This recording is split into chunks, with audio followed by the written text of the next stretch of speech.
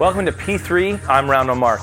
This is a show that explores the fascinating people, places, and perspectives that make up our world.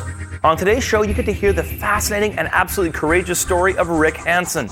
And later on, we explore something that most people don't know about. It's a high-tech adventure treasure hunt game called geocaching. Stick around, it's going to be a great show.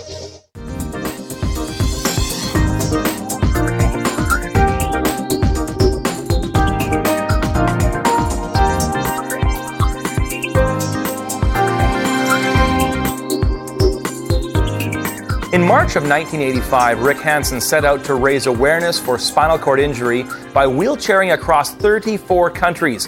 When he finally returned home to Vancouver in May of '87, they had raised $26 million for spinal cord injury research. After that, Hansen started the Rick Hansen Foundation and continues to inspire. I had the opportunity to sit down with his dedicated mentor.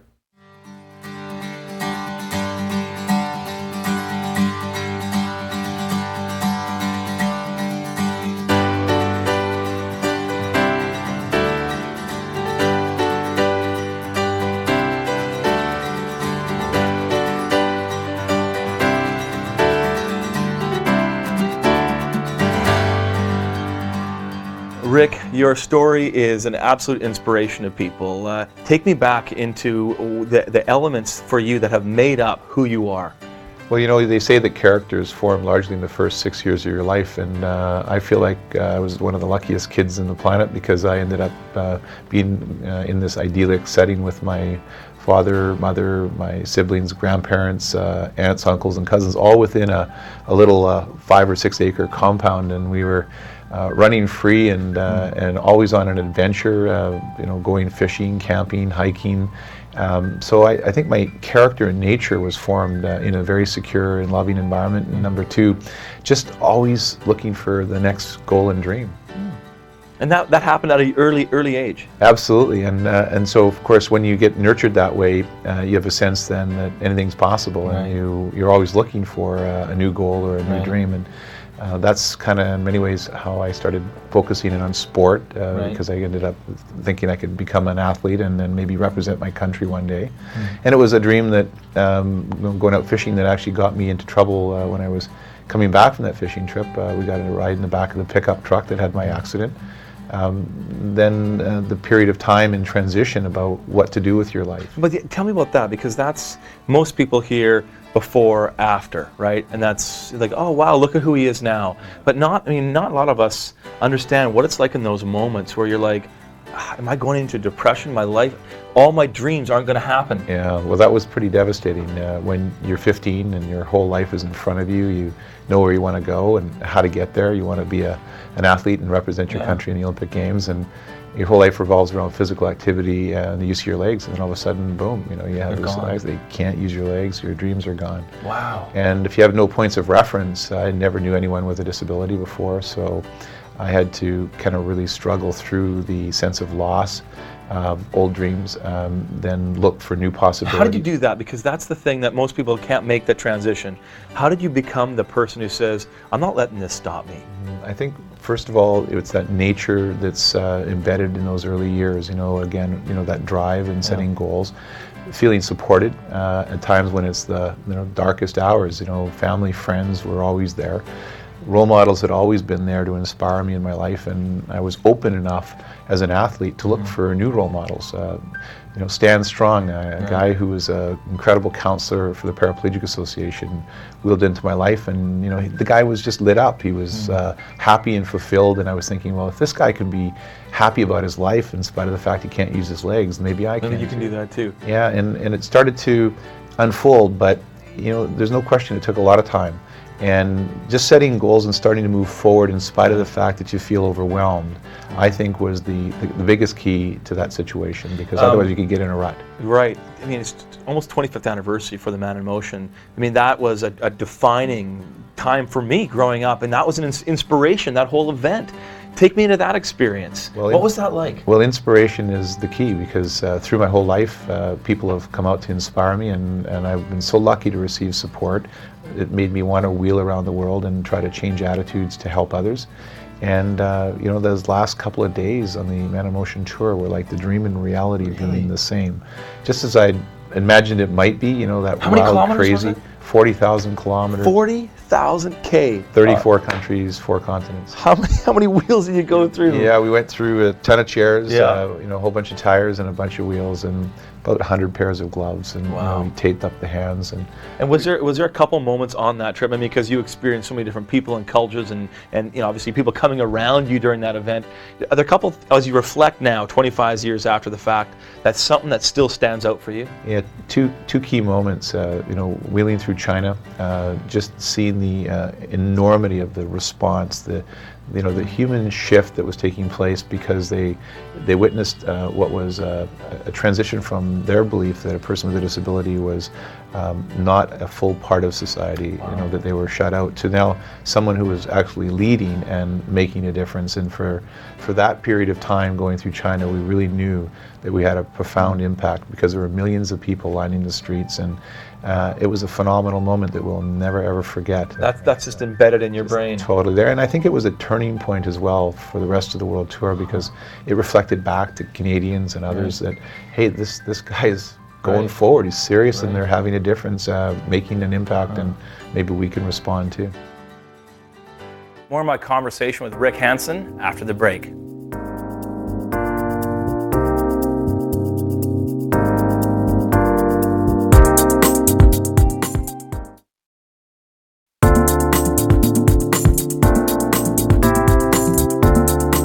Welcome back to P3. It's hard to believe that the 25th anniversary of the Man in Motion World Tour will take place this March. Rick Hansen has certainly not stopped in his efforts to raise awareness for spinal cord injury since he set out to wheel across the world in 1985.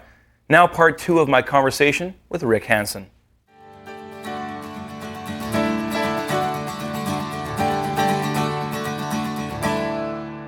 What are some things you're working on right now, Rick? Well, when we finished the tour, there was that little logo that said, welcome home, Rick. The end was just the beginning. Well, they were right. The tour was just a step towards finding a cure for spinal cord injury so people could walk again. And so we've been working for all these years trying to support researchers, clinicians and surgeons and rehab folks that are actually working to try to help people have full recovery after their injuries. And there's been tremendous progress for the newly injured because... Really explain that.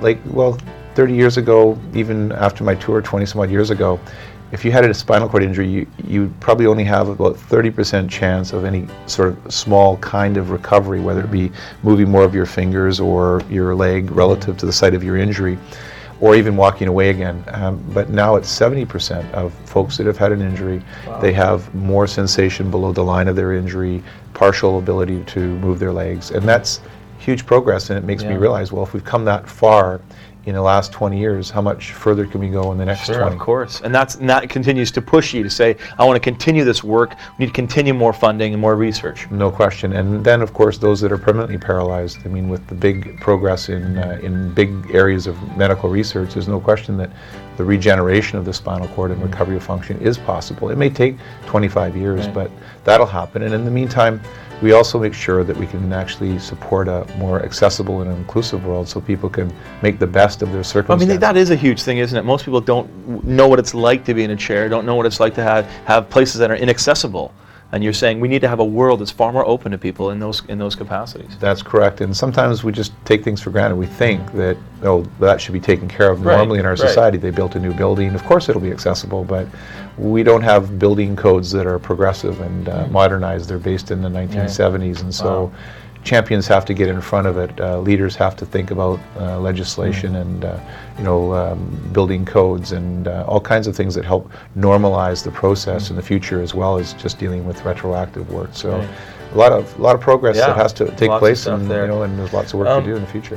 One of the things, Rick, that when I talk to people, I often get this sense that when they face big life issues, that those events have helped define them, and in one sense they don't run from them or even see them as a mistake or as something that they wish they never had. What about yourself? Do you look back and say, this event, losing the use of my legs, has defined me and I don't regret that? How do you feel about that event? There's no question that it was a turning point in my life. It actually became, before I had the injury, I was the kind of kid that thought, well, anytime it got really tough, uncomfortable, I could maybe just say, you know what, I'll just go and do something else, because I was pretty good at a lot of different things, and no problem. But this was an insurmountable obstacle. You had to really focus and really drive through and endure pain and suffering to emerge on the other side.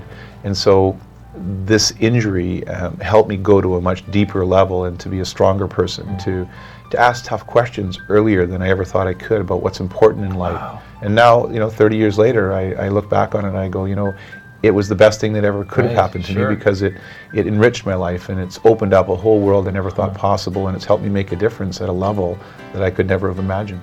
How do you, last question, Rick, people that are watching, someone is maybe facing some issue, maybe not the exact same, but how do you let them say, how do you encourage them to say, I want you to go for your dreams? Because a lot of people have dreams, but how do you actually accomplish them?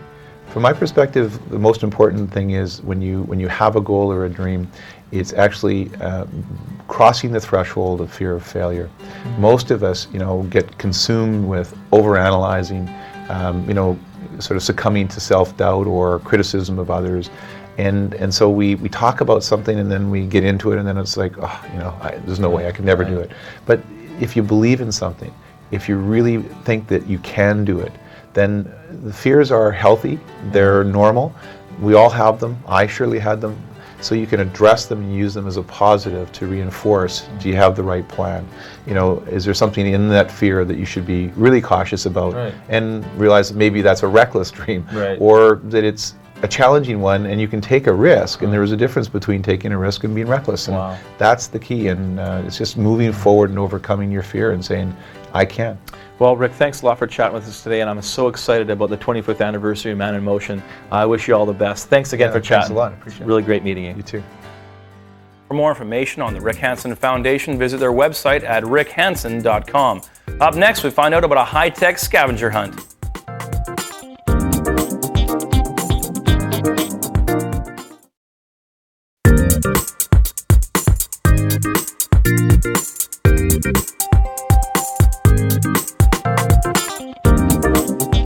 Welcome back to P3. Did you know that there's hundreds of hidden treasure boxes in your neighborhood right now?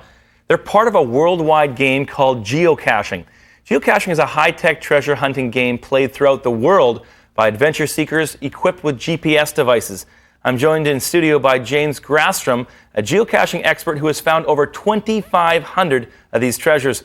Thanks for coming on the show, James. No problem. So explain geocaching. Most people have no clue. No, I do it with my kids. We do this hunting. What all do you need? You need this thing for sure. Yeah, you need the GPS device, and then you go online to geocaching.com. You sign up, you get an account, and then you can search from your postal code and go from there. Now explain how it started, because what I understand is some guy came up with this idea of hiding a treasure, and then all of a sudden it's gone on the internet and it's free. Anyone can go with one of these, you can go find these things. How did it start? When the GPS satellites were switched over to public use, some guy in Oregon thought, I'll try this out. He just posted coordinates online to see what would happen, and it just grew from there. So latitude and longitude, you could post them. Like anyone right now could go into geocache.com, put their postal code in, look on the Google Maps, and you will see all these little flags of treasures all around their neighborhood that they had no clue is sitting there right now. Yeah, exactly. It's unbelievable. So how did you first get into it? Actually, I was introduced it from my mother. My mom found out from one of her friends and told me about it, and then I went and tried it. And you immediately, you're like, this is the coolest thing ever. I was pretty much hooked from day one, Okay, now explain what a cache looks like, because most people would be kind of, I mean, they're hidden quite well. You can't just stumble across them on the road. They're under branches and trees. Explain, so this is a big one here. Yeah, this is an ammo box. This is a larger geocache.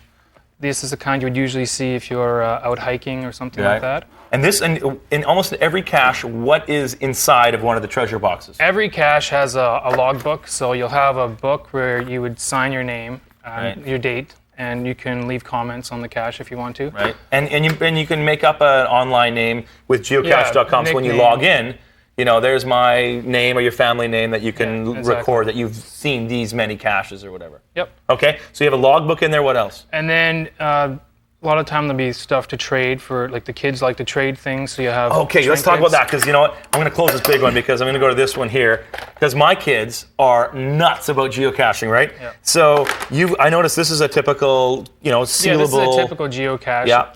So, for instance, like this, you got a little. The viewers can't see that. There's a little Pooh Bear thing. Yeah, exactly. A little peekaboo. But what's going on is my kids will discover this thing in the woods with the, we find it with the GPS.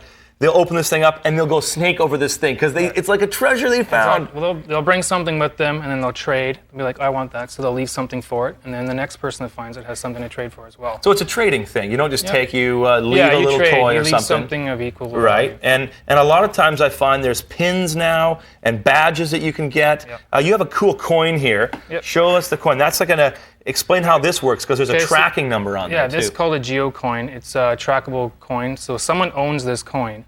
They put it out, and then they can track where it has traveled around the planet. So people will find it, they'll take the number off it, they'll go to the website, punch it in, log it, and then the person who owns it can see where their coin has traveled. So it literally goes around it can go around the world. I have one that has traveled about 15,000 kilometers. 15,000 kilometers. I got to tell you a story because I'm pumped about this stuff, right? Yeah. So we my kids and I, we made our own little geocache because you put ours and you locate it, you put it on, you take the reading, right, the device, we put it in this stump somewhere, and the kids put a little stuffed animal inside it, right? Okay. And put a little thing around the neck and gave it a name. It was a penguin, and they wanted it to travel around the world. That was their dream. And so we check online where it goes. It was like, boom, this guy put up this picture of him with a little penguin thing in Russia.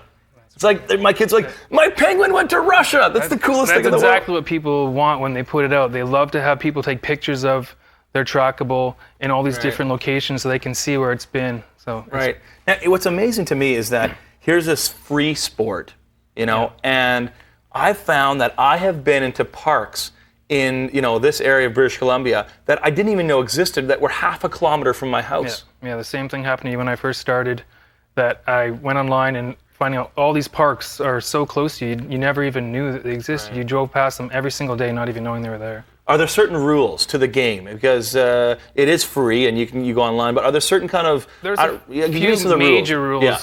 Like you can't hide a geocache near an active railway, which makes sense. Okay, right. You can't hide them too close to a school.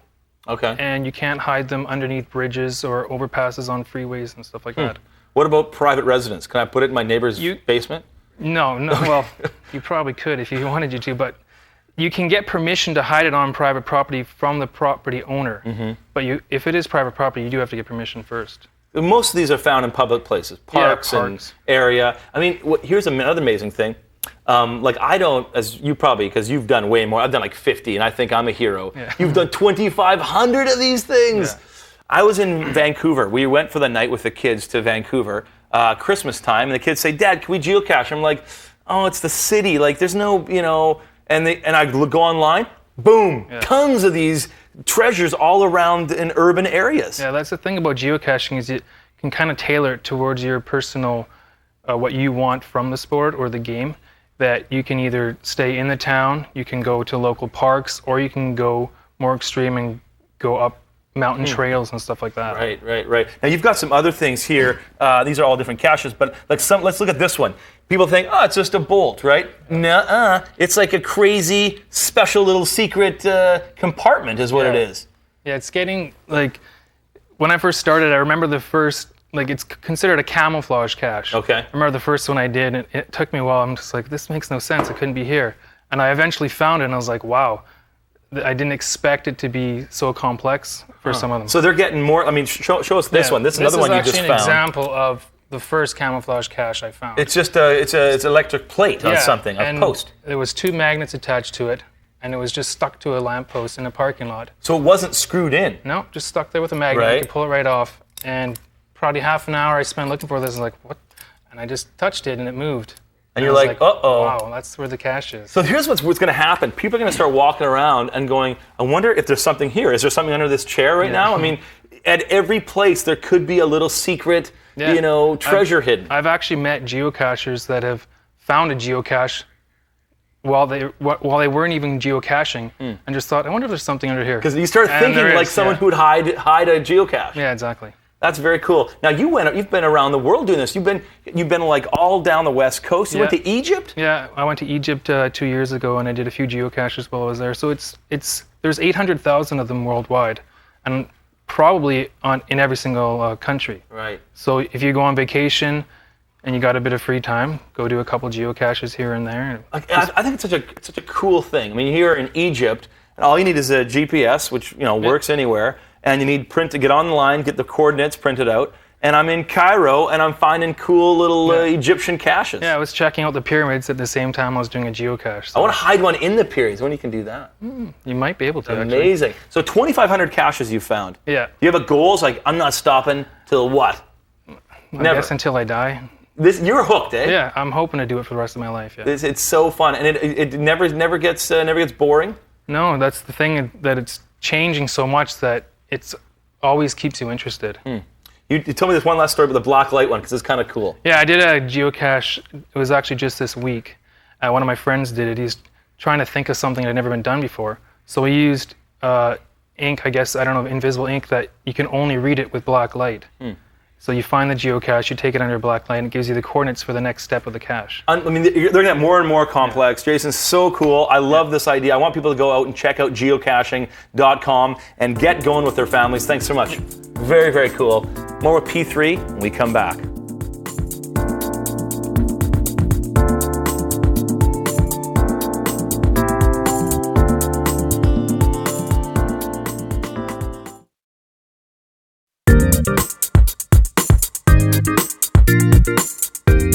Welcome back. If you have a question or comment and want to share it with us, drop us an email at info@p3tv.ca. Thanks for watching. Until next time, from all of us at P3, I'm Ronald Mark. Good night.